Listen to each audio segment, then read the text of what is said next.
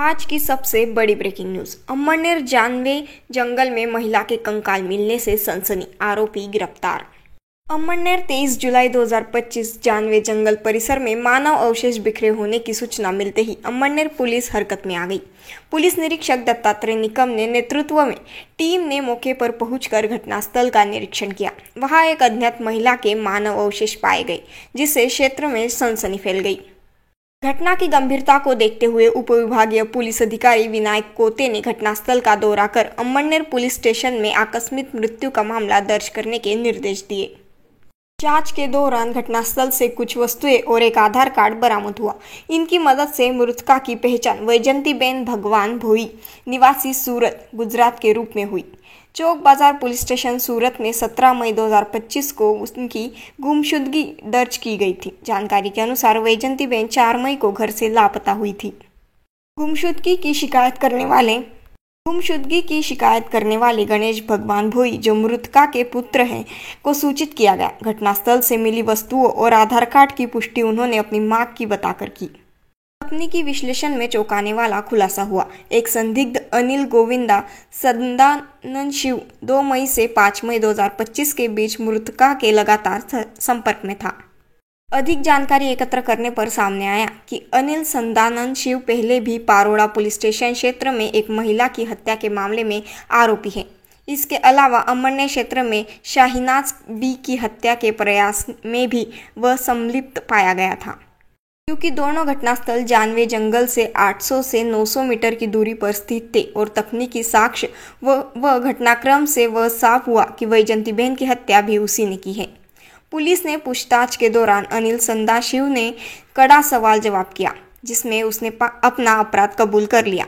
उसे गिरफ्तार कर 30 जुलाई 2025 तक पुलिस हिरासत में भेज दिया गया है।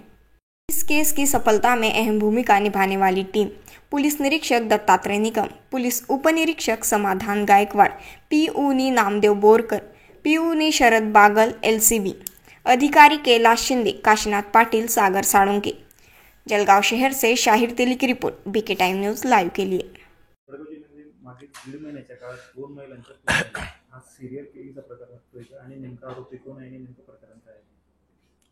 ही जे 2 महिलांचं मर्डर आणि 1 महिलांचा अटेम्प्ट टू मर्डर या तिन्ही एकच आरोपीने केलं होता। या आरोपींचं नाव आहे अनिल गोविंद सदानशिव।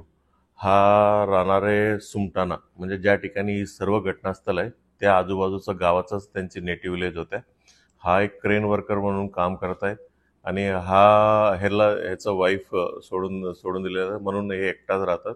सो पर्सनल लाईफमध्ये डिस्टर्ब्ड आहे आणि ह्यांनी तिन्ही महिलांना असं जवळपासच ओळख झालेल्या महिलांना असा त्यांचा सेक्शुअल फ्लेवर्स असतील किंवा त्यांना पैशासाठी त्यांना मर्डर केलेलं आहे असं निष्पन्न झालेलं आहे। जो सर्वात पहिला मे महिन्यामध्ये एक सुरतचं राहणारे एक महिला आहे, ते महिलांचं नाव आहे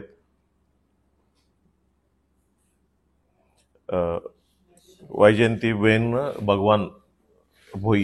ही जे सुरतचं राहणाऱ्या महिलांना सर्वात पहिलं ह्यांना अंदाजे 7 किंवा 8 मेच्या दिवशी त्यांनी मर्डर केलेलं आहे।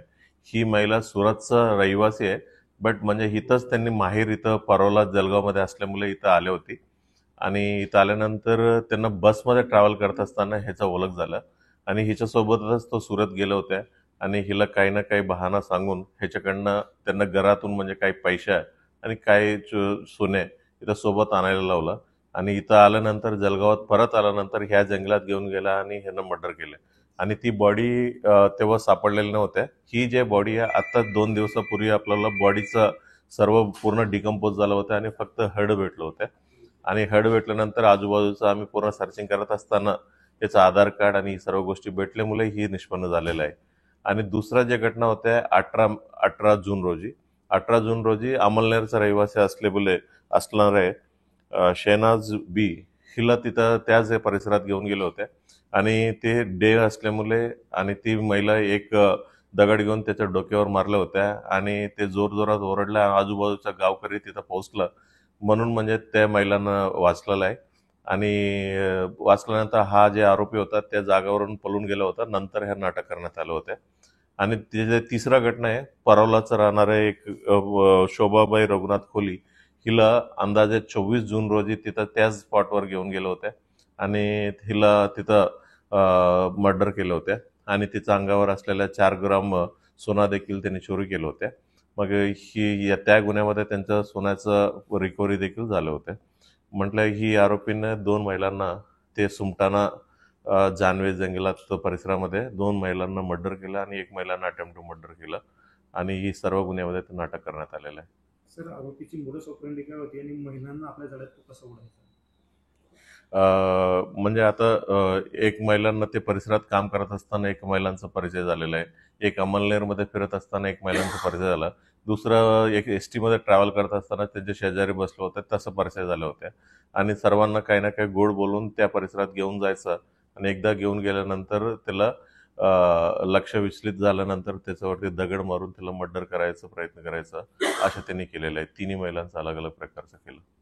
आरोपीची काही पार्श्वभूमी आहे का? आरोपी ची पार्श्वभूमी आहे का गुन्हेगारी? याच्या पूर्वीचा काही गुन्हा नाही आहे त्याच्या विरोधात, बट ही पहिल्यांदा हे 1.5 महिन्यामध्येच त्यांनी हे सर्व केलेलं आहे. पूर्वीचा काय अशा गुन्हा नाही सापडला. तर आता नेमका आरोपीचा शोध कसा लागला आणि त्यांनीच एक 3 प्रकार केलेले आहेत, 2 मर्डर आणि 1 आत्महत्या त्यानेच केला आहे, या निष्कर्षापर्यंत पोलीस कसे पोहोचले? ही जे पहिला गुन्हा आपल्या समोर आला होता याच्या परोलातलं महिलांचा आला होता. सर्वात शेवटी केलेलं आहे पहिला आपला पोलिसांसमोर आला होता. सो पहिला समोर आल्यानंतर त्याचं जे टेक्निकल अनालिसिस आहे, म्हणजे ही महिला कोणासोबत संपर्कात होती आणि आजूबाजूच्या लोकांचा आम्ही इंट्रोगेट केलं, इन्व्हेस्टिगेट केलं, तेव्हा ह्याचं नाव समोर आलं होतं. तेव्हा ह्यांना आम्ही अरेस्ट केलं होतं.